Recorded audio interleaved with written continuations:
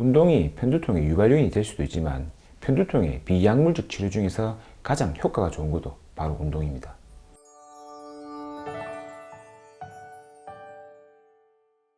안녕하세요. 손재용 의사생활의 신경과 전문의 손재용입니다. 편두통 환자분의 경우에 뇌와 뇌혈관이 예민한 상태로 있다가 이런 상태에서는 두통이 발생하지 않다가 어떤 유발 요인이 자극이 되면은 아주 심한 욱신욱신거리는 두통이 발생하게 됩니다. 이러한 유발 요인은 개인에 따라서 다 다른데 주된 요인에는 스트레스, 육체적 피로, 음식, 술, 냄새, 불면증, 날씨 변화 등이 있습니다. 하지만 이외에도 운동을 하는 경우에 편두통이 발생한다고 병원에 오시는 분들도 자주 병원에서 만납니다. 오늘 병원에 내원하신 환자분도 30대 남자 환자분으로서 평소에는 한 달에 한 번 혹은 두 번 정도의 편두통이 있었는데 최근 운동을 하다가 두통이 발생하였고 이엔 두통이 조절되지 않아서 저희 병원에 내원하였습니다. 이분은 웨이트 트레이닝을 하면서 100kg 중량으로 스쿼트, 즉 하체 운동을 하는 중에 갑자기 우측 뒷머리 쪽에 욱신거리는 심한 두통이 발생하였고 속이 좋지 않은 동상이 동반되었습니다. 병원 내원 전에 이미 내 MRI 검사를 하고 와서 저희 병원에서는 두통에 대한 급성기 치료로서 후두신경 차단술과 편두통 약물 치료를 시행하였습니다. 이렇게 운동이 편두통의 유발 요인이 될 수도 있지만 편두통의 비약물적 치료 중에서 가장 효과가 좋은 것도 바로 운동입니다. 그렇다면 운동이 편두통을 유발하는 경우도 있고 편두통을 치료할 수 있는 경우도 있다는 말인데 과연 편두통 환자분들에게 운동이 독이 될까 아니면 득이 될까에 대해서 오늘 한번 알아보겠습니다. 먼저 편두통 환자분들에서 대략 20에서 30% 정도에서 운동이 두통의 유발 요인이 될 수 있다고 합니다. 어떤 운동이 주로 편두통을 일으키는지 조사를 해보면 가장 많은 것은 웨이트 트레이닝입니다. 제가 만난 환자분들을 고려하더라도 이렇게 중량을 가지고 운동하는 경우에 편두통이 유발되었거나 악화된 경우가 가장 많았고 웨이트 운동 중에서도 특히 고중량을 많이 사용한 스쿼트가 제 경험상에서 가장 많았습니다. 이외에도 노젓기 운동, 빠른 달리기 등에서도 편두통이 유발되는 경우가 종종 있었습니다. 그럼 운동은 어떻게 편두통을 악화시킬까요? 정확한 원인을 딱 하나라고 말하기는 힘듭니다. 원인은 여러 가지가 있는데 가장 큰 원인은 목, 특히 상부 경추에 영향을 줘서 두통을 유발시킵니다.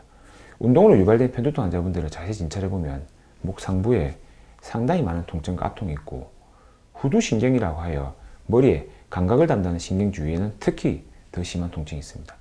고중량 운동을 해보신 분들은 아마 경험해 보시겠지만 운동을 할 때 중량이 낮은 경우에는 자신이 운동을 하려고 하는 부위만 자극하면서 운동을 할 수 있지만 중량을 올리다 보면 운동 시에 승모근과 목에 힘이 들어가는 것을 느끼실 겁니다. 예를 들어 제가 가슴 운동을 한다고 할 때 적정 무게의 경우에는 이렇게 가슴에만 힘이 들어가지만 중량을 올리다 보면 힘을 줄 때 어깨, 승모, 목이 다 개입을 해서 자세도 틀어지고 특히 이런 식으로 목에 영향을 정말 많이 줍니다. 이렇게 목에 영향을 받고 이 결과 후두신경의 자극과 목 주위 근육의 긴장이 될 때 편두통이 잘 생기게 됩니다. 그렇다면 이런 경우에는 후두신경과 목에 대한 치료를 해주면 빨리 치료가 되고 실제로 이렇게 치료하면 빨리 호전이 됩니다. 또한 운동은 심장에 영향을 주기도 합니다. 운동 시에 늘어난 심장의 박출량과 혈압의 상승이 예민해져 있는 편두통의 환자의 뇌혈관에 직접적인 영향을 미쳐 편두통을 일으키기도 합니다. 이런 경우에 치료는 당연히 반대로 심장의 박출량과 혈압의 상승을 막는 약물 치료를 하게 됩니다. 이외에도 운동이 뇌에서 나오는 여러 신경전달 물질의 기능 저하, 우리 몸의 젖산 수치를 상승시켜 뇌에 영향을 주기도 하고 또한 CGRP라는 편두통을 일으키는 물질에 영향을 주는 것으로 알려져 있고 이런 여러 기전을 작용하여 편두통을 유발시킵니다. 저는 개인적으로 처음 말씀드린 운동이 목, 특히 경추에 영향을 줘서 두통을 일으키는 것이 가장 강력한 원인이라 생각하고 있고 이렇게 치료를 하면 대부분 어렵지 않게 치료는 잘 되고 있습니다. 이렇듯 운동은 편두통을 유발시킬 수도 있지만 편두통의 비약물적 치료 중에서 가장 강력한 것이 바로 운동입니다. 실제 편두통 환자를 대상으로 한 연구를 보게 되면 편두통 환자분들에게 주 3회 한 번씩 시에 40분의 규칙적 운동을 시행하였고 다른 환자분들에게는 토피라메이트라는 편두통 예방약물을 투여하여 비교를 해보았습니다. 재미있는 연구 결과인데 3개월과 6개월 간격으로 비교를 해본 결과 편두통 약물 예방 효과와 운동을 꾸준히 한 경우 모두에서 편두통의 빈도가 줄어들었고 이 두 군 사이에 차이는 없었습니다. 편두통의 빈도가 줄어들다 보니 두 군 모두에서 편두통, 급성기 약물 복용의 빈도 또한 비슷하게 줄어들었습니다. 하지만 삶의 질에 대한 비교를 해보면 이는 약물 치료보다 운동을 꾸준히 한 군에서 더욱 높아진 걸 보실 수 있습니다.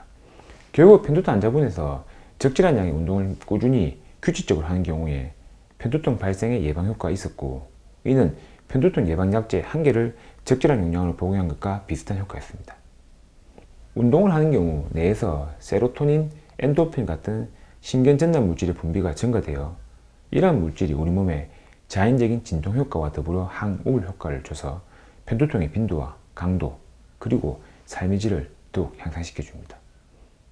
또한 하루 종일 직장에서 근무를 하고 피곤한 상태에서 퇴근하고 돌아와 30분 정도의 조깅만 해도 몸이 리프레시 되면서 피곤한 상태에서 벗어나게 만들어주는 것처럼 운동은 스트레스나 몸의 피로도에 대한 영향을 주고 자율신경계 등을 호전시켜서 편두통의 빈도와 강도를 줄여줍니다. 지금까지의 내용을 볼 때 적절한 강도의 운동을 꾸준히 지속적으로 하는 것이 편두통의 빈도, 강도를 호전시키는 효과가 있었고, 동시에 편두통 환자분들의 삶의 질을 향상시키는 효과가 있습니다. 물론 갑자기 하는 운동이나 맞지 않는 운동의 경우에 편두통을 유발시키는 경우도 종종 있기 때문에 운동을 하실 때 꼭 주의해서 하셔야 됩니다. 그래서 제 결론은 규칙적인 운동은 편두통의 비약물적 치료 중에서 가장 효과적인 치료이며, 무조건적인 운동보다는 개인의 특성을 고려해서 각자 적절한 운동을 하는 것이 필요하다는 것입니다.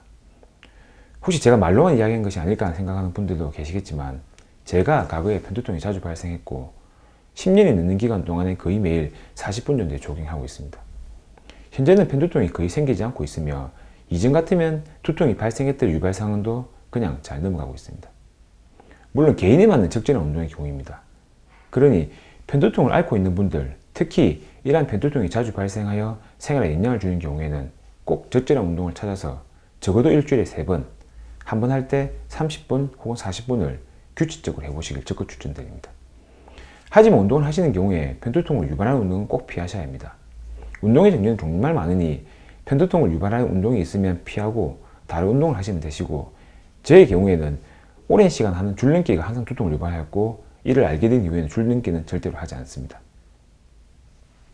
다음번에 제작할 편두통 영상에는 편두통 있는 분들이 어떻게 운동을 해야 되고 이런 운동을 할 때 어떤 사항을 주의해야 되는지에 대해서 한번 이야기 드리겠습니다. 오늘 영상이 도움이 되셨으면 구독, 좋아요, 그리고 알림 설정까지 부탁드립니다. 감사합니다.